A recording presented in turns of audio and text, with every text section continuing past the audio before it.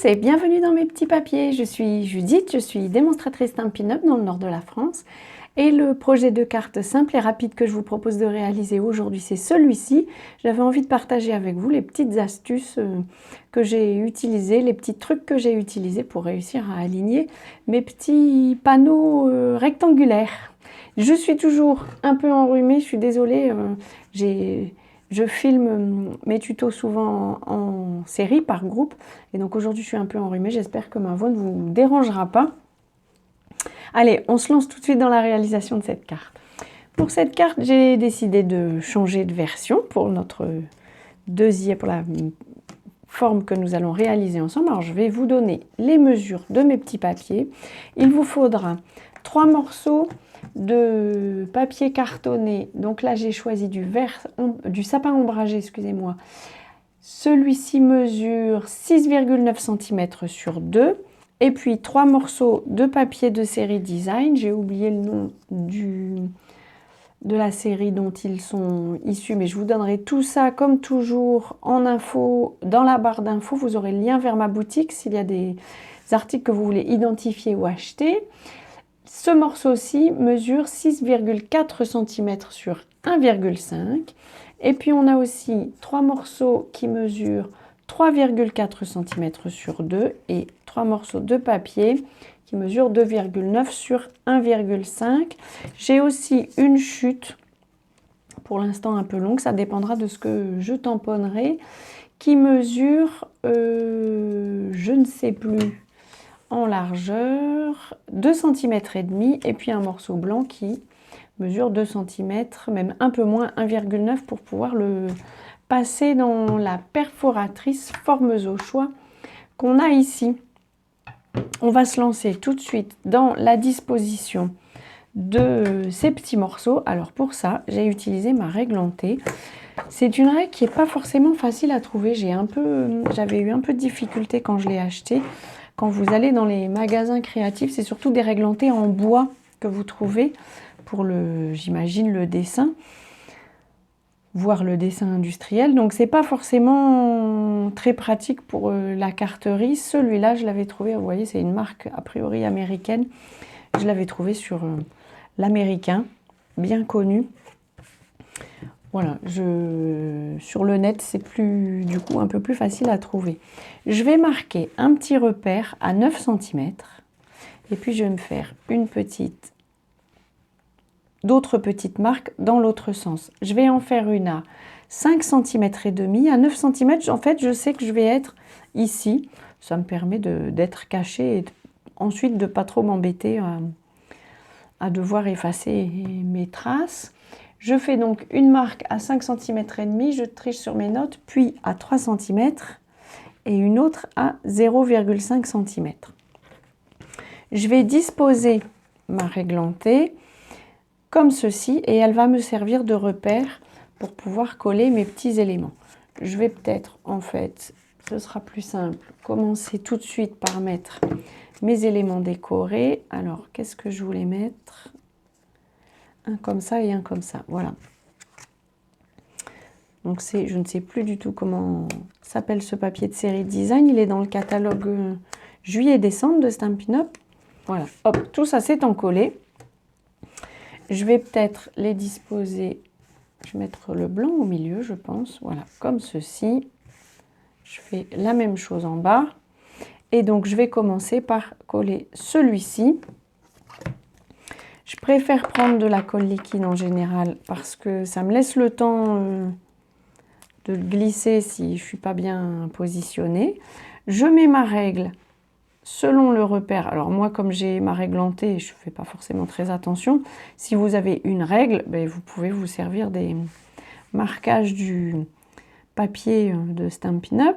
Je pose ma règle, j'appuie bien et en fait, je vais coller, si je puis dire, mon papier le long de la règle. Alors comme malheureusement la mesure ici, elle est en pouces et pas en centimètres, l'équivalent de 0,5 cm, c'est 3/16e de pouce, donc 3 petits bâtons en fait, pour ne pas se compliquer la vie. Et donc je pose mon papier en appuyant bien. Malheureusement, je crois que j'ai posé mon papier de série Design un peu de travers, tant pis pour moi. C'est du fait main, ça n'est pas grave. Si j'arrive à l'enlever, je le ferai. Et je fais la même chose ici en bas. Alors je veux à nouveau avoir environ 0,5 cm. Donc c'est pareil, je compte 3 petits bâtons. 1, 2, 3 petits bâtons. Et ça me fait arriver à peu près ici. Voilà. Et je vais pouvoir faire la même chose. Alors c'est pour ça que je commence de ce côté-ci. Je l'avais fait dans l'autre sens sur mon premier projet. Le problème c'est que comme vous êtes appuyé sur le papier cartonné qui a déjà été disposé ici sous la règle, ben on peut moins s'appuyer ici sur le bord de la règle. Donc là, hop, je fais la même chose. Je compte mes 3 petits bâtons pour être bien disposés. Ici encore, je me repositionne. Et 1, 2, 3 petits bâtons. Ça ne fait pas vraiment appellation scientifique, mais ça ira. Hop, j'en colle ceux-là. Et je fais la même chose. Donc là, comme j'ai qu'un côté, je fais bien attention que ce bout-ci de ma règle est bien à plat contre le papier. Hop. Voilà. J'ai fait comme ça parce que, évidemment, on peut, si on a le compas dans l'œil, on peut le faire soi-même comme ça, de visu. Ce n'est pas du tout mon cas. Il n'y a qu'à regarder la tête de mes papiers qui ne sont pas bien disposés. Je suis vraiment pas bonne pour le compas dans l'œil. Je préfère utiliser ces petites techniques-ci. Pour le souhait, j'ai choisi le set de tampons Joyeux Moment. J'y ai pris Meilleurs Vœux, que je vais tamponner en sapin ombragé sur ma bande de papier blanc. Alors, je vais le tamponner en m'appuyant à droite. Je me mets quand même un peu au-dessus pour espérer être à peu près droite. Ça me va. Je vais découper avec une petite marge cette étiquette.